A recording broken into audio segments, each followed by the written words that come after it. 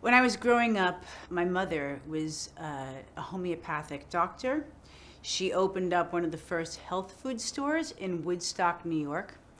And my mother also grew a garden. So I learned from my grandmother and my mother very early on about skincare. They both were incredible, taking care of their face, always covering it in grease, very natural products, using things from the house, from the garden.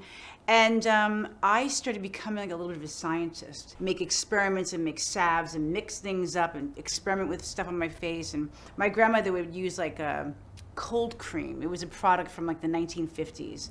But her skin was amazing. She would put Vaseline, complete grease on her face, and her skin was luminous. So I've always believed in using some type of product to sort of aggravate the skin, aggravate it in the sense of wake it up, whether it's pinching it or something that had like a sand type of texture, and then creaming it and rinsing it and putting ice on it. I would always steam my face. I couldn't afford when I was young to go get facials, so I would take a pot of water like anybody else, put different drops of herbs in it, so I'd have an aromatherapy type of situation, and put a towel over my head. I was always into trying to clean my pores. I just like good skin. So by the time that I was into my teen years, in the late 1970s, early 80s, I took an interest in doing makeup. And I started doing little photo shoots where I was an assistant. I was running around New York City. And to me, it's one thing to cover people's skin. Back then we used very heavy makeup in 1980. Pan stick, super thick foundation. So the quality of the skin underneath these makeup is very important.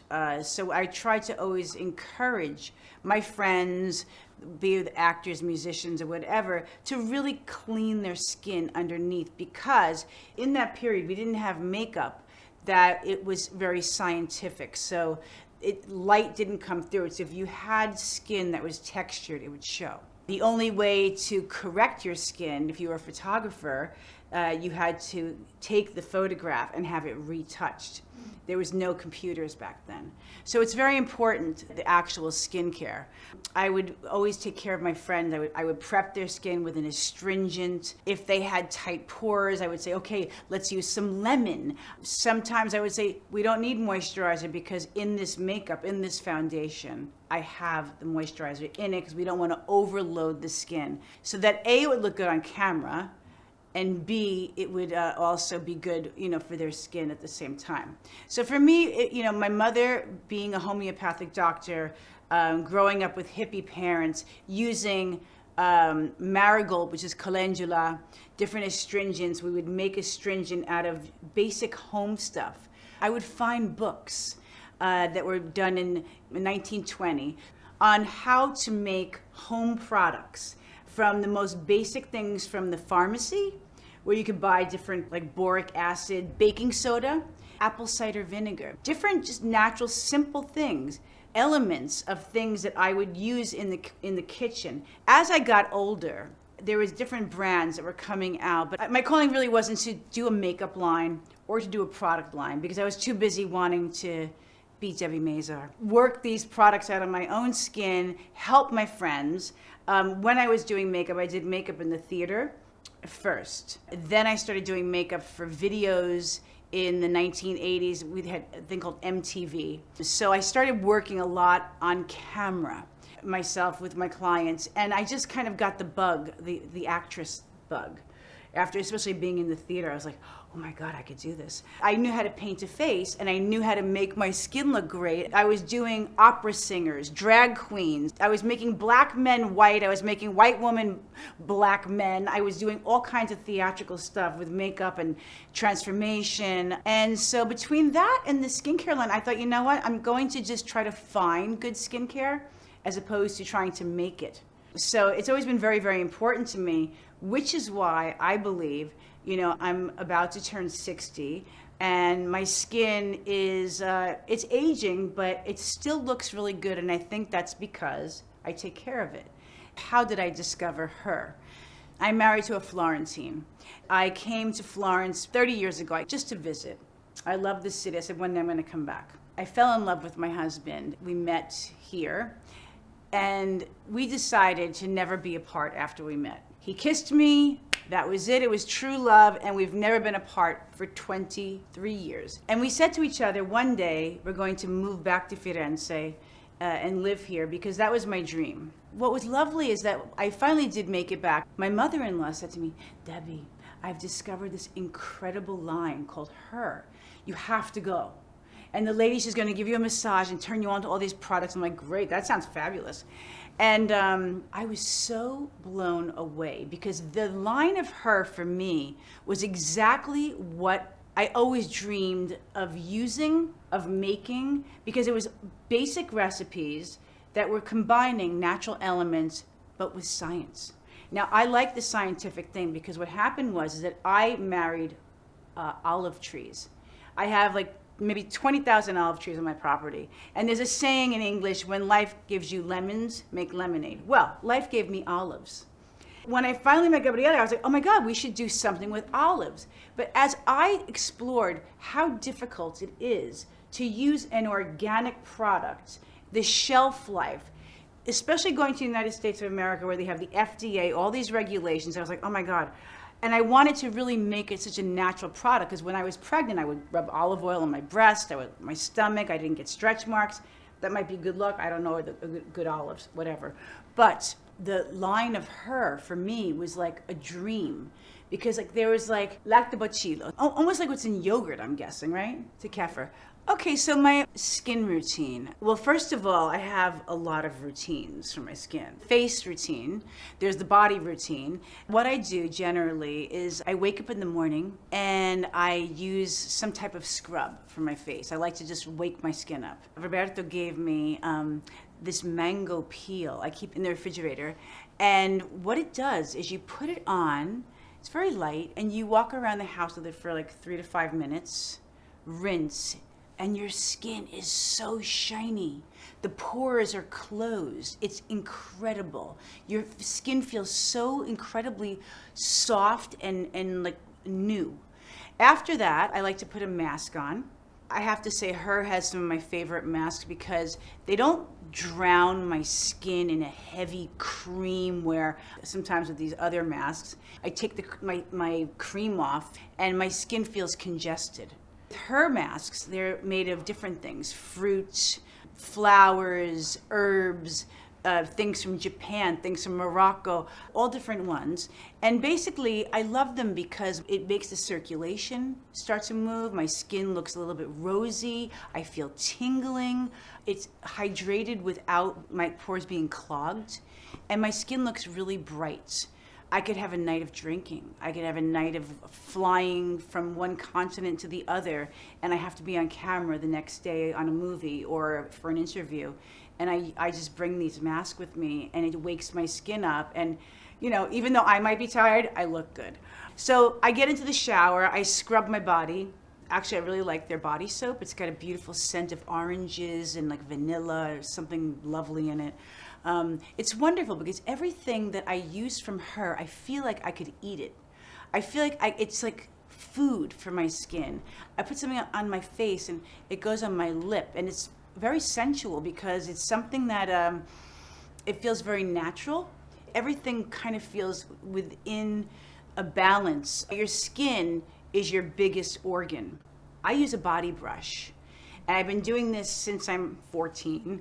Not that I needed to then, but I did. And I brush my skin, everything towards the heart. You get your circulation going, get all the dead skin off. Then I use a scrub, a loofah. And then I get out of the shower, dry off, and I don't use powders.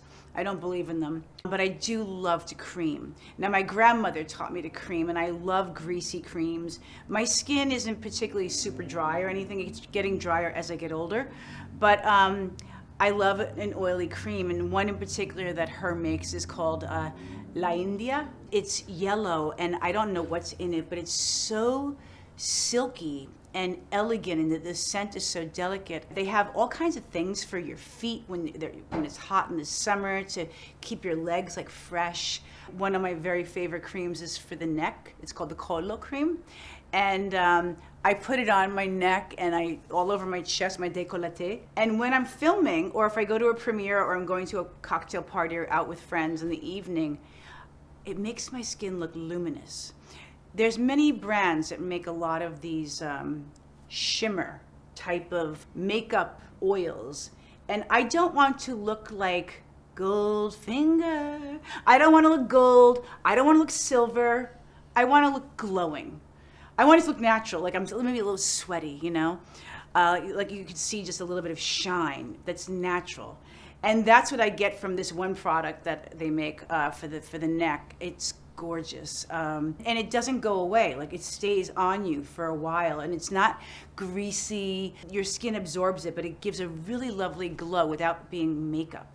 They're always trying to put makeup on me for scenes, and I'm like, no, I don't want to be sparkling. Not here. I do believe that you are what you eat.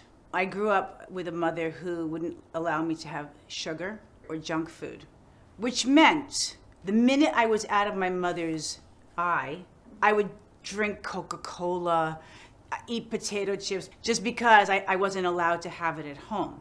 However, I obviously grew up eating loads of fruit and vegetables, and I'm an avid eater of vegetables. I love raw food, but I eat a very balanced diet. I think you have to listen to what your body needs. My body needs a little bit of meat, a little bit of fish, I need cheese, I need it all. I do believe that everything in small amounts is okay. A little wine, a little tobacco, a little meat, a little sweets. It's important to go with your heart and not just your mind. But I've never really been a big fan of fried foods. I eat a lot of olive oil. I wouldn't say I follow a Mediterranean diet, because even though I do, I don't like to say that type of things. I don't think that people should follow fad diets. I think that you really have to pay attention to eat clean, eat small portions, and drink a lot of water. For me, water is essential. I eat a ton of avocado because I like it. I eat a lot of seeds in my salad. I make salads every single day. So for me, greens. I saute all winter long. I have, agretti, spinach. I always make my children eat tons and tons of vegetables and fruit. And I really do think that, having a good balanced diet, I think as we evolve as humans, sometimes our pH balance in our bodies changes with our hormones. Testosterone for men or estrogen, progesterone for women. It's very important to kind of be in touch with what it is that your body is producing. How do you smell? How does your sweat smell? If your sweat smelling not right, it means you're not eating properly right, or you're eating too much meat. So I always try to think about these things, because we are animals to a degree, and it's not that hard to figure out. So I think that all the good things you can put into your body do reflect on your skin. But your skin, again, is one of your biggest organs, so it's important to also take care of it from the outside. I think one of the great things that makes her special, I love the idea that it's produced here in Florence. I love that Roberto is sourcing beautiful elements from all over Italy. Different things coming from Sicily, Melegrano. There's the pomegranates, the oranges, his herbs, the lemons, the creams, his lab. They're making stuff right there, super fresh. I know where it comes from. A lot of times you go to a department store and you're like, oh, it's from Paris, woohoo. I don't care if it's from Paris, London, but the fact of knowing where your ingredients are actually coming from. I also like the fact that the packaging is very simple. I'm not paying for a packaging. There's a new cream that someone gave me, a lovely, lovely cream in a big, huge bottle. But there was no cream in the bottle. The cream was in a little bag inside all of this plastic, which you're paying for. I like the price point of her. I find it to be affordable for everyone. I don't like a product that people can't have. I don't like to talk about a product that only I can buy because maybe I'm an actress, but maybe, the lady next door can't buy. I think it's important to have products that are affordable to all. I think that her also has an amazing range of products that are the Super Tuscan line, which need to be refrigerated. Those are really, really special. In fact, because of Roberto, I now have to go buy a refrigerator for my bathroom, like those divas in the movies. Joan Crawford, I think she had one in her bathroom. I'm going to get one for mine. I love the idea that there's something for aged skin, young skin, men, a line for men that's incredible, hair products, swollen limbs. One summer, years ago, I had swollen legs. I had gained some weight, and I was given this plastic to step into, like a plastic suit with a product that just kind of like, it was lymphatic drainage. I like the idea that the herb products really go in tune with the biological makeup of the body. Most lines just cover beauty, face, eye, body, whatever. I feel like her really has a lot of things that are beneficial and nutritious, and it's head to toe. I have worked with a lot of incredible directors in my career, and I can't tell you that I really do have a favorite. Each experience that I've had has been really special for one reason or another. My first really big film was Goodfellas, directed by Martin Scorsese. That was just incredible because I shot in Harlem, and Martin Scorsese literally sat me down on the steps of a brownstone, a building, and we just were talking like this. And he was telling me about his life, what he wanted me to put into the character. And getting that part was really special for me because we didn't have cell phones at the time. So I would do the audition. I auditioned 3 or 4 times with Ray Liotta. Robert De Niro was there on one audition watching me. I was very nervous, and I had to go to a payphone on the street of New York City to call my agent finally after the 4th audition, like, what's going on? That was very special because it was my first big one. I've worked with Spike Lee about 5 different times, Michael Mann. I mean, I think that I take something away from every person that I work with. I have had, for the most part, really great experiences. Some parts are easier than others, like all of us actors, go through. I would say Michael Mann, Martin Scorsese, Spike Lee, maybe even Oliver Stone, Woody Allen. I've worked with so many great people that I just have different memories from each thing. I have to write a book. I moved to Florence for love. I didn't move to Florence because it was Florence. I could live anywhere because it was love. I love Napoli, I love Rome. But I married a Florentine. So I like that the most about Florence. He gave me a culture that I feel like I was missing in my life because I'm a New Yorker. I've lived in New York, and I've also lived in Los Angeles. And I didn't want to raise my children in LA. So I said to my husband, I'm like, you know what? Let's move to Firenze. Long story short, his father passed away, and the mother wanted to not live in the house anymore. We've always kept a little home here on the property for the past 23 years, but I would just come to visit during Natale or whatever. For me, living here in the age that I'm turning at this point in my life, I felt like it would just be a great change. I've done Los Angeles, I've done New York at the best time, and to me, I feel like I'm going back to school. I drive an electric Cinquecento. I go around the center, I park my car, and I walk into churches, into gardens. I have friends that are tour guides. I'm forever going to be a tourist here. I just look up all the time, like I'm looking out the window as we are filming this interview, and I'm looking at a 12th century tower that's just in front of me, like a Lego. It's just there, and I am just so blown away of the beauty of the Renaissance period, the medieval period. I drive all over the countryside. I drive between here, Siena. I take the train to Napoli. Tomorrow I'm going to Bologna to the film festival. Always in Sicily. I've just discovered Sardinia, discovering these beautiful beaches. I just wanted to give my children and myself a refreshing new break from the United States. I felt like it was almost like going back to school. I'm learning another language. I'm getting my patente di guida. I'm trying to figure out how to be part of a culture that I've always grown to love. I grew up on Italian cinema. I grew up in an Italian American neighborhood, but it wasn't the Italy in America that I wanted to find. So for me, I found it through cinema. When I was, I think, 15, one of the first Italian films I saw was Pasolini's Salò, which was like, whoa. It was so intense. I was like, oh my God. But it was so beautiful that I had to start watching more. And I would go to the cinema in New York City. They would have these Italian films in black and white, obviously. And I got into Fellini and Visconti. Then also the French New Wave, like Truffaut cinema. And I just thought, oh.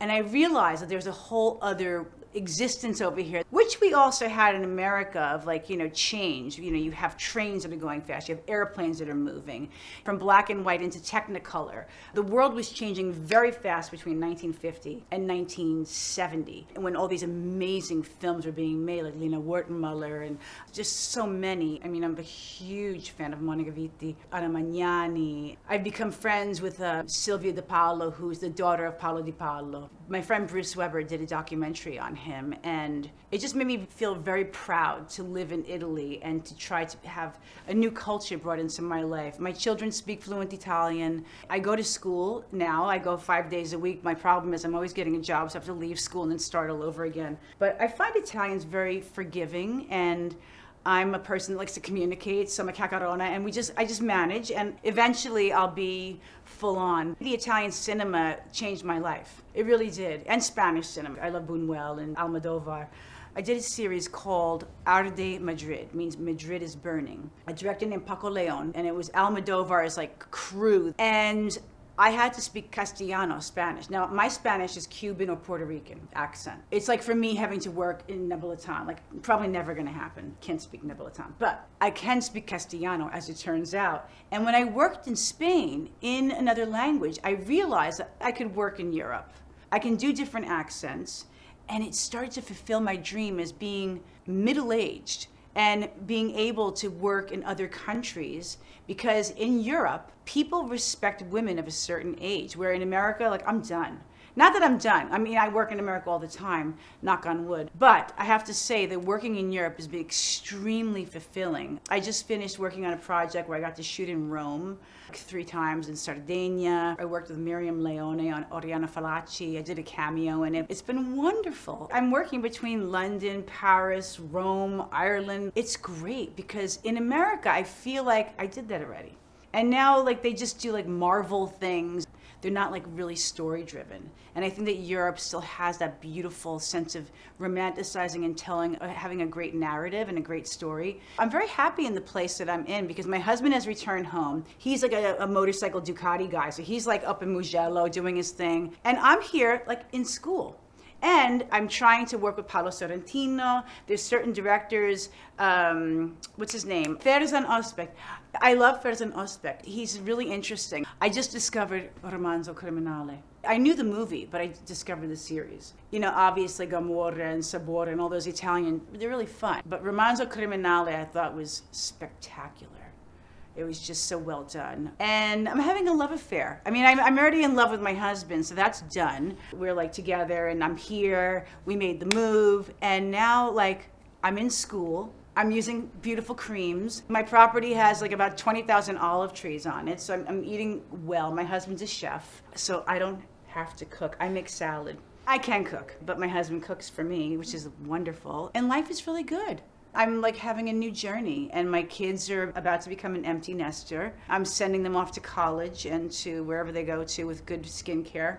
My daughter, when she was about 10, said, "Mommy, can you buy me this cream? It's at Sephora, it's called Cadoli." And she wanted like a $40 like cream that a middle-aged woman would use.